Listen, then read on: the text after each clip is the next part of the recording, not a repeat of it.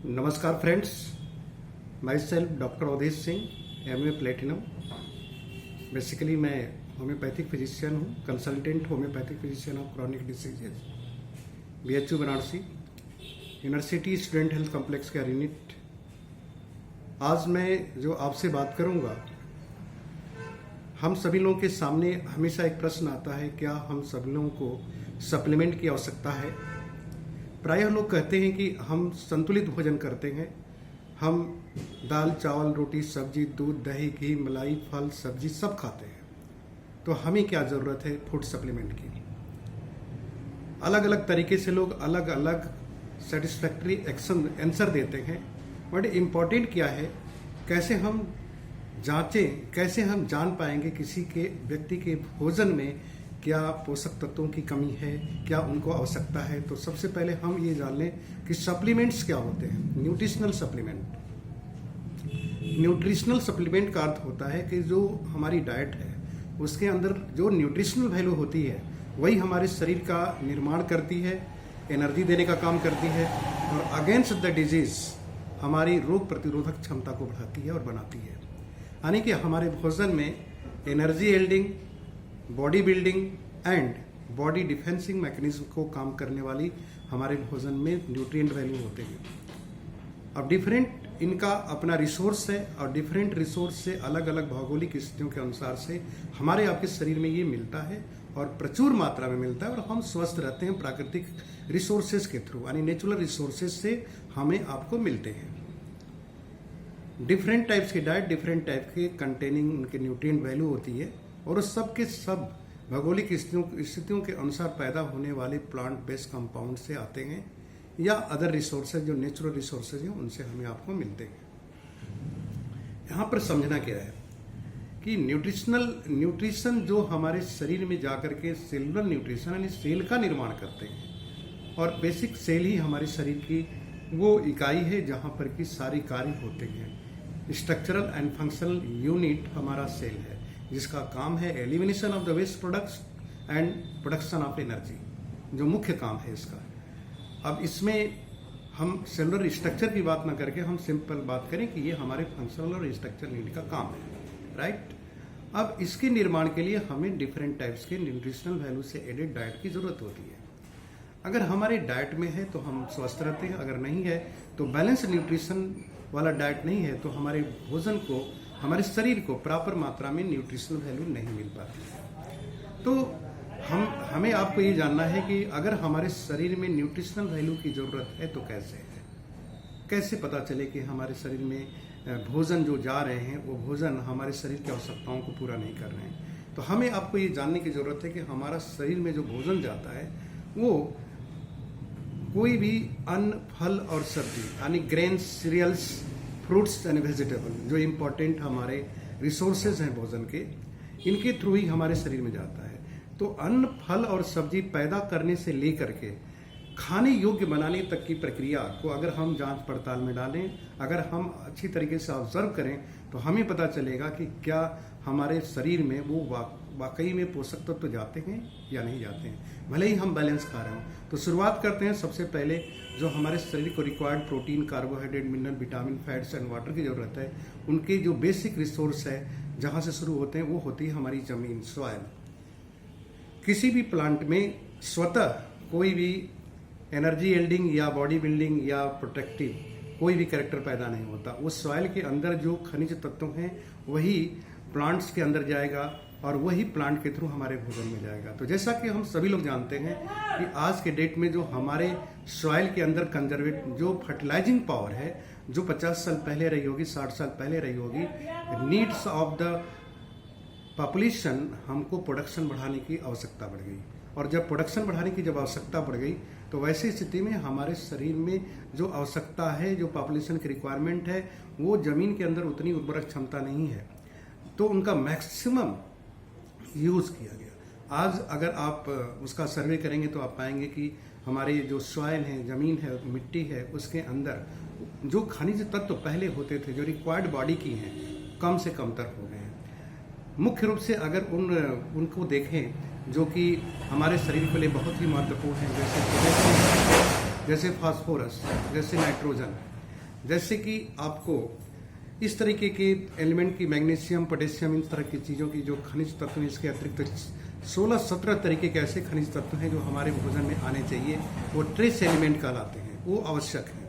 लेकिन आज वो सब सॉइल के अंदर नहीं है, क्योंकि इतना ज़्यादा उनका दोहन किया गया है, इतनी आवश्यकताओं के अनुसार उनमें पैदा किया गया है फसलें, और उनकी फर्टिलाइजिंग पावर को मेंटेन नहीं किया गया है। अगर कोई व्यक्ति बोलता है कि यहाँ पर हम डिफरेंट टाइप्स के अपने मैन्योर्स डालते हैं, काउ डंग्स डालते हैं या कंपोस्ट खाद डालते हैं, बिल्कुल सही बात है। क्या बैलेंस उस जमीन के अंदर जो सनई ढैंचा बोने वाले जो प्लांटेशन के तरीके थे, जिस तरीके से पहले के लोग सॉइल को कंजर्वेटिव मतलब फर्टिलाइजिंग पावर को बनाए रखने में काम करते थे, क्या वो चीज़ें हम आज कर पा रहे हैं? अगर नहीं कर पा रहे हैं तो सॉइल के अंदर वो टोटल मिनरल विटामिन्स जो मिनरल्स आने हैं या जो विटामिन्स हमारे प्लांट के थ्रू मिलने वाले हैं, उनकी मात्रा में कमी आएगी, क्वालिटी और क्वांटिटी दोनों में कमी आएगी। तो सबसे पहली चीज़ हमको आपको जानना है सॉइल की स्थिति आज की ऐसी है, नीड्स ऑफ प्रोडक्शन पॉपुलेशन, ये स्थिति आ रही है, राइट।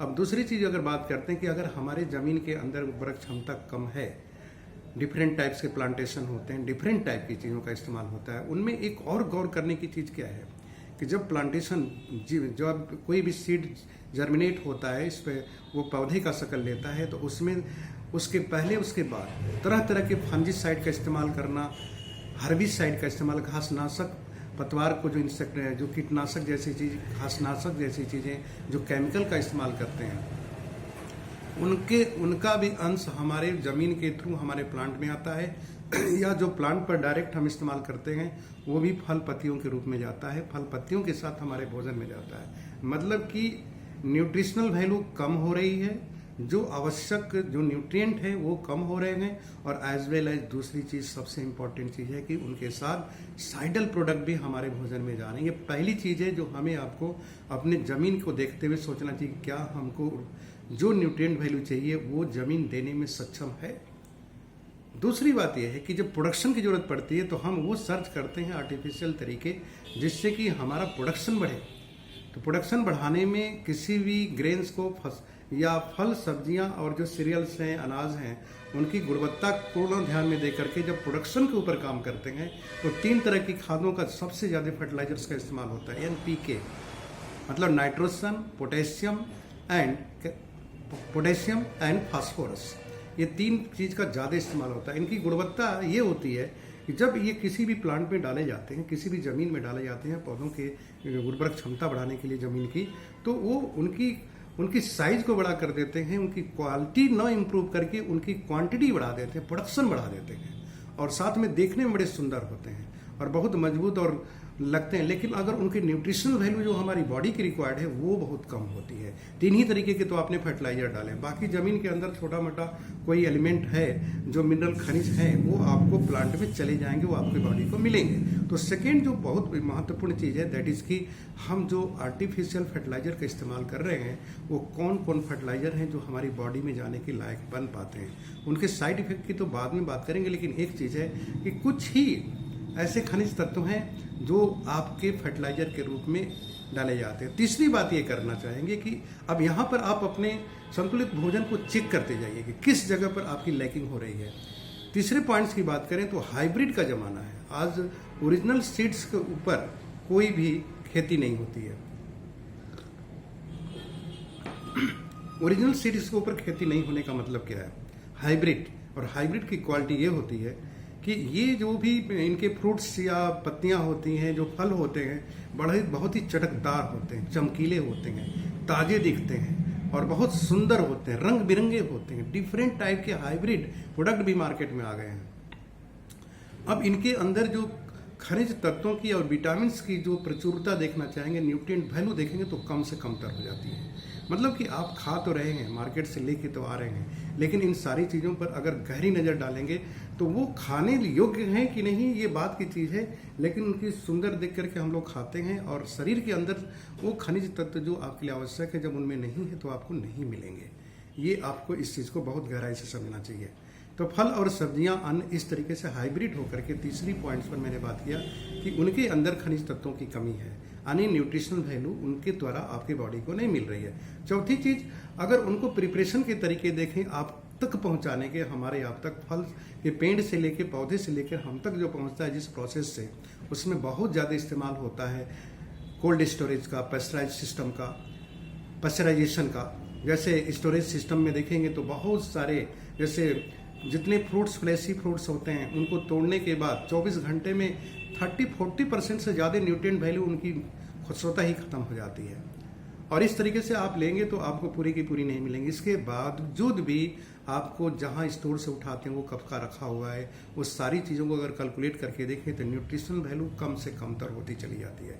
और उनको जो स्टोर करने का तरीका है और कच्चे फलों को पकाने का जो कार्बाइड का तरीका है, जो कार्बाइड जैसे केमिकल्स का इस्तेमाल होता है, उनसे भी आप बच नहीं सकते। यानी कि न्यूट्रिशनल वैल्यू तो कम ही है, केमिकल की भी एफिशिएंसी जो बॉडी को नहीं चाहिए वो भी उसमें बढ़ती जा रही है। ऐसी स्थिति में आप सहज ही कल्पना कर सकते हैं फोर्थ स्टेज में कि फोर्थ जो मैंने पॉइंट्स बताया उससे आकलन कर सकते हैं क्या आप संतुलित भोजन करते हैं। इसके आगे अगर हम बढ़ते हैं, प्रोसेसिंग जो करते हैं फूड्स के खाने योग्य बनाने की, अभी तक तो आपने लिया, घरों में रखा और गेहूं जैसी चीज़ों को पेस्टिसाइड से सुरक्षित करने के बारे में विचार किया, दैट्स ओके। यहाँ तक आपने न्यूट्रिशनल वैल्यू को चेक किया कि कहाँ कहाँ कमियां हैं और कहाँ कहाँ पर न्यूट्रिशनल वैल्यू आपके भोजन से हटने लगती है। अब गेहूं से आटा बनाने की जो प्रक्रिया कर रहे हैं, चावल की माइलिंग की बात करें, अगर हम इस तरीके की चीज़ों की बात करें तो जो ग्राइंडिंग का प्रोसेस है गेहूं को आटा या मैदा बनाने की प्रक्रिया में, तो उसमें मैक्सिमम प्रेशर यानी हीट के ऊपर ये ग्राइंडिंग होती है।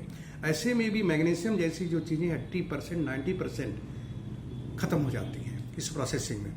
उसी तरीके से आप चावल की माइलिंग देखें तो सुंदर चावल बनाना है तो उसमें की ऊपर की मैग्नीशियम की ये जो विटामिन की लेयर होती हैं, विटामिन बी वगैरह की, तो वो लेयरिंग जो हट जाती है तो आपके भोजन में सुंदरता तो दिखती है लेकिन भोजन की जो क्वालिटी है वो हट जाती है। उसी तरीके से अगर आप आगे बढ़ करके देखें तो कोई भी जो फूड मटेरियल्स लेते हैं भोजन का, जो या क्या कहते हैं फ्रूट्स है, वेजिटेबल है, उसको बनाने, खाने योग्य बनाने में सबसे पहले धोते हैं खूब अच्छी तरीके से। बहुत लोगों को लगता है काफ़ी धो देंगे तो उसमें से केमिकल निकल जाएगा। समझने की बात है किसी कैंसर के रोगी को कितना धो देंगे कि ब्लड में से कैंसर निकल जाएगा। लाइक वे वो पूरे के पूरे फ्रूट्स एंड वेजिटेबल में जा चुका, आप उसको कितना निकाल देंगे।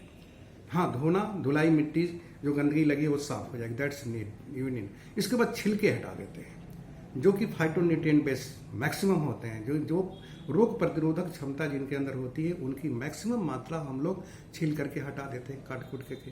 इसके बाद छीलने के बाद उनको धोना, धोने के प्रोसेस में हटता यानी कि पहले धोया फिर छील दिए, छीलने के बाद उनको काटे, काटने के बाद फिर धो दिए, धोने के बाद अब उसको और सुंदर बनाने के लिए बहुत लोग क्या करते हैं कुछ देर तक पानी में छोड़ते हैं और उस पानी को भी निकाल करके सब्जी को और सुंदर बनाने के लिए सोचते हैं कि देखने में अति सुंदर लगे।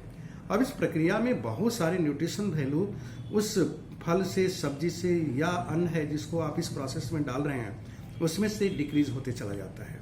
फिर आप बारी आती है उसको बनाने की, तो आप सबसे पहले तलते हैं, तलने के बाद उसको पकाते हैं, पकाने के बाद उसको हाई हीट देते हैं जब, तो उनमें से भी न्यूट्रिशन वैल्यू गायब होती है। सहज ही आप आकलन कर सकते हैं कि प्रोसेसिंग ऑफ फूड्स अभी आपके स्टोर से खाने योग्य बनाने की प्रक्रिया अभी चल रही है 5वें स्टेज की, और उसमें किस तरीके से ये सारी प्रोसेसिंग में न्यूट्रिशनल वैल्यू वीक होती जा रही है, हटती चली जा रही है। अब आपका खाना तैयार है, ठीक है, आपके सामने डिश आ रही है, ओके दैट्स कि आपको लगता है कि मेरे पास बहुत ही ज़्यादा पौष्टिकता से भरपूर यानी न्यूट्रिशस डेलिशियस फूड्स आपके सामने है, बट आप सहज आकलन कर सकते हैं कि हमारे आपके भोजन में किस तरीके से डिक्रीज होकर के न्यूट्रिएंट वैल्यू वाला फूड हमारी बॉडी में जाने वाला है। अब बात ये आती है कि जो भोजन बन गया क्या हम फ्रेश खाते हैं, तुरंत खाते हैं। अब उसको अगर टिफिन बना करके 4 घंटे बाद खा रहे हैं तो ठंडा होने के बाद अगर उसको गर्म किया फिर न्यूट्रिशनल वैल्यू आपने गायब किया। और उस समय जो खाते हैं अपने डाइट को चेक करिए, तो यहाँ तक की प्रोसेसिंग आपने देखा कि किस तरीके से न्यूट्रिशनल वैल्यू के चांसेज हैं डिक्रीज होने के, और बहुत व्यक्ति इस चीज को इग्नोर करते हैं।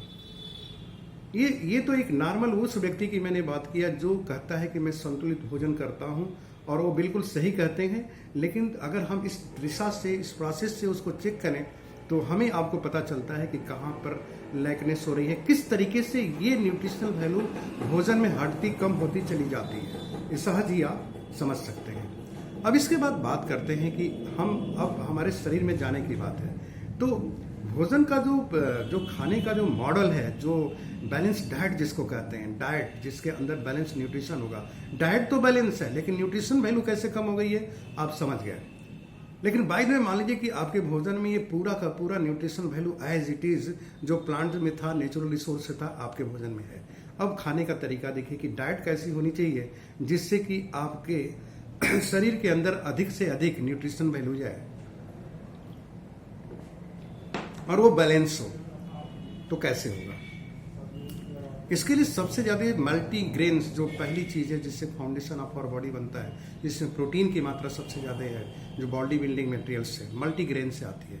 और डिफरेंट टाइप्स के जो ग्रेन्स हैं डिफरेंट सीजन के अनुसार जो पैदा होते हैं, प्रकृति के अनुसार, उन प्राकृतिक समय में खाना ही आपको मैक्सिमम न्यूट्रिशन वैल्यू दे सकते हैं। और मल्टी फॉर्म में होना चाहिए, क्योंकि जो हमारी बॉडी को जो मल्टी ग्रेन्स के द्वारा जो जाने वाला है प्रोटीन, डिफरेंट टाइप्स के 9 essential amino acid different types के ग्रेन से मिलते हैं। एक ही ग्रेन से खाना संभव नहीं है। कुछ ही ग्रेन्स ऐसे जिसमें ज्यादा से ज्यादा एसेंशियल एमिनो एसिड हैं, जैसे सोयाबीन है, और बहुत कम लोग खाते हैं। सोयाबीन का पूरा चीज निकाल करके जो उसमें बच जाता है उसको ही सब्जी बना के खाते हैं। उनको लगता है कि हम बहुत ज्यादा न्यूट्रिशन वैल्यू खा रहे हैं। बहुत बड़ी गलतफहमी है। अब बात आती है कि मल्टी ग्रेन्स अगर खाएंगे तो 9 एसेंशियल एमिनो एसिड जो बॉडी में नहीं बनता है वो भोजन के थ्रू लेंगे, और 30 नॉन एसेंशियल जो बॉडी में बनता है, दोनों 9 और 13 मिलकर लाखों तरह के प्रोटीन का निर्माण करते हैं। नख से लेकर सिर तक आपका पूरा शरीर डिफरेंट टाइप्स के लाखों तरीके के प्रोटीन से बना हुआ है। तो ये तभी मिलेगा आपको जो मल्टी ग्रेन्स खाते हैं और ज्यादा प्रचुर मात्रा में, यानी दाल चावल जैसी दाल चावल रोटी की मात्रा प्रचुर मात्रा में होनी चाहिए। दूसरी चीज सेकंड, जैसा कि मैंने बात किया कि मील में जाने के बाद माइलिंग जब होती है तो किस तरह से डिटोरिएशन होता है वो अलग मैटर है। लेकिन यहाँ अगर सब कुछ सही है, इसके बाद यहाँ पर अगर सबसे ज्यादा आप सीरियल्स खा रहे हैं, सेकेंड टॉप में 9 तरीके के फल और 9 तरीके के फल और सब्जियों का सम्मिश्रण होना चाहिए आपके भोजन में, ताजा ऑर्गेनिक रिसोर्सेज से, जिसमें न्यूट्रिशन वैल्यू नहीं हटी है। तब आपको IMCR के अनुसार आपके बॉडी में घातक बीमारियों के होने के चांस नहीं है, यानी कि न्यूट्रिशन वैल्यू प्रॉपर वे में मिल रही है in the form of mineral and vitamin. और मिनरल एंड विटामिन की जो विटामिन की बात करते हैं, यहाँ पर आपको 11 तरह के मिनरल, 24 तरीके के विटामिन, 13 तरह के विटामिन, टोटल 24 तरीके के अभी तक जो मिनरल विटामिन की आवश्यकता आपकी बॉडी को है वो टोटल आपके बॉडी को मिलना चाहिए, और ये फल और सब्जियों से प्रचुर मात्रा मिलता है। अब जरा सहज आकलन करिए कितने तरीके के फल और सब्जियां खाते हैं आप। अब इससे आप अंदाजा लगा सकते हैं कि मिनरल विटामिन आपकी बॉडी में प्रॉपर मात्रा में बैलेंस वे में जा रही है। इसके बाद अगर हम आगे बात करते हैं कि जो मिल्क और मीट की बात आती है, ज़्यादातर प्रोटीन से रिलेटेड या लोग मिल्क को ज़्यादा प्रीफर करते हैं हमारे भारत में, और मीट भी उसका जगह लेते चला गया है। तो हमें आपको जानना है कि हम कितनी मात्रा में और शुद्ध जो ऑर्गेनिक घास से बनी खाने वाली जो चारे खाते हैं भैंस और जानवर, उनसे निकलने वाले दूध आपके शरीर में कितना जा रहा है और वो भी कितना ताज़ा जा रहा है कि पश्चराइज मिल्क खा रहे हैं। आप उस बेस पर आप आकलन कर सकते हैं कि ये जो चीज़ें आपके शरीर में जा रही हैं कितना ज़्यादा न्यूट्रिशनल वैल्यू रखती हैं। फोर्थ की बात अगर जाएं, भोजन के थाली की बात करें तो उसमें आती है बात ड्राई फ्रूट्स वगैरह की। तो ड्राई फ्रूट्स भी आकलन कर सकते हैं, rich source of minerals and vitamin हैं। इनके द्वारा रिच मात्रा में, प्रचुर मात्रा में आपके भोजन में मिल सकता है। अब इसके बाद जो सबसे कम 2 चीज होती है, कार्बोहाइड्रेट एंड फैट। कार्बोहाइड्रेट आप खाते हैं कि शुगर खाते हैं? कार्बोहाइड्रेट प्रकृति देती है, उसमें से शुगर निकालने की क्षमता इस बॉडी को है, लेकिन हम कार्बोहाइड्रेट्स में से भी शुगर निकाल के खाते हैं, यानी कि प्राकृतिक गुणवत्ता को हटा देते हैं, सिर्फ शुगर को खाते हैं। यानी कि फल को न खा के केवल फ्रक्टोज खाएं, दूध को न पी के केवल लैक्टोज खाएं। तो लाइक दिस, मतलब कि जो शुगर की जो मात्रा आपकी बॉडी में जा रही है, आप सहज ही आकलन कर सकते हैं कि कितना होना चाहिए, सबसे कम है। इसके बाद फैट की बात की जाती है। तो फैट की बात 3 फैटी एसिड युक्त भोजन में आपको आवश्यक है, क्योंकि 6 फैटी एसिड बॉडी बना लेती है, 3 फैटी एसिड आपको नेचुरल रिसोर्स से लेना होता है। अब आकलन करके देखिए कि आप कितना ज़्यादा 3 फैटी एसिड यानी नेचुरल रिसोर्स के आप फैटी फार्म की चीज़ें खाते हैं। अब इस डाइट में जो ऐसी डाइट बनती है ना, सबसे ज़्यादा सीरियल्स हो, इसके बाद फ्रूट एंड वेजिटेबल, इसके बाद मिल्क मीट, इसके बाद ड्राई फ्रूट्स, इसके बाद fat, sugar, carbohydrate, then fats. ये इस तरीके की शक्ल है। आप अपने डाइट को चेक कर सकते हैं। अगर इस डाइट में इस इस पिरामिड में, इस शक्ल में, इस साइज में आपके डायरेक्ट डाइट है आपकी थाली में, तो आपको बैलेंस न्यूट्रिशन मिलने के पूरे चांसेज हैं। लेकिन शर्त यह है कि वो जितने प्रोसेस मैंने बताया 5 स्टेप पहले, वो सारे स्टेज आपको अगर सही दिशा में हैं तो अब आप आकलन कर सकते हैं कि आपके शरीर में क्या ये न्यूट्रिशन वैल्यू आपको मिलती जा रही है। अभी तक मैंने बताया 6वें स्टेप्स में आप इसको चेक कर सकते हैं। 7वें स्टेप्स की तरफ अगर हम बढ़ें तो हमें आपको ये देखना है कि क्या अगर इस तरह से नहीं खा रहे हैं तो नेचुरली आपकी डाइट में न्यूट्रिशनल लैकनेस होगी, और सहज ही आप चेक कर सकते हैं। 7वें स्टेप की बात करें तो हमें आपको अपनी एज के हिसाब से जो हमारी लाइफ स्पान है उसमें ग्रोइंग स्टेज में सबसे ज़्यादा न्यूट्रिशन की जरूरत पड़ती है हर व्यक्ति को, 0 ईयर से लेकर के 12 to 18 ईयर्स तक, जो कि बॉडी की उससे बॉडी का निर्माण हो रहा होता है। सबसे ज़्यादा एनर्जी, सबसे ज़्यादा डिफेंसिव मैकेनिज्म और सबसे ज़्यादा आपको कंपोजिशन की जरूरत पड़ती है। इसके बाद 18 से लेकर 30 साल की उम्र तक मेंटेनिंग पीरियड होता है, जिसमें कि आपकी बॉडी जो होती है सेचुरेट करती है और एक स्टेबल कंडीशन में होती है, इसमें सबसे ज़्यादा न्यूट्रिशन वैल्यू की जरूरत है। इसके बाद 40 ईयर्स में जाते जाते आपकी बॉडी को एब्जॉर्प्शन पावर कम हो जाता है, 50 के बाद बहुत कम होने लगता है, तो ओल्ड एज की तरफ आप जाते हैं। अब इस उम्र के हिसाब से आप अपनी डाइट को चेक करिए। क्या आप जहां 4 रोटी खाते थे 20 साल की उम्र में, और 40 साल की उम्र में भी अगर आप उम्र में एज में जा करके भी अगर आप खा रहे हैं 4 रोटी ही खा रहे हैं, तो आपको लगता है कि आपको पूरा का पूरा न्यूट्रिशन वैल्यू मिलेगा। शर्त यह है कि सारी चीजें जो मैंने बताई वो सब आपके अनुसार है, कहीं से भी न्यूट्रिशनल लैकनेस नहीं है। तो भी वहां पर सिस्टमेटिक डिसऑर्डर, जो सिस्टम्स हमारे हैं बॉडी के, लीवर, किडनी वगैरह जो भी ऑर्गन्स हैं, उनकी कार्य क्षमता में कमी आती है। इसलिए प्रॉपर वे में न्यूट्रिशन वैल्यू नहीं ले सकते। लेकिन अगर इन सारे प्रोसेस में कहीं भी कमी है तो बिल्कुल आपको कमी है। तो इन हर स्टेज में आप चेक कर सकते हैं क्या आप न्यूट्रिशनल वैल्यू जो आपको भोजन से मिलना चाहिए मिल रहा है।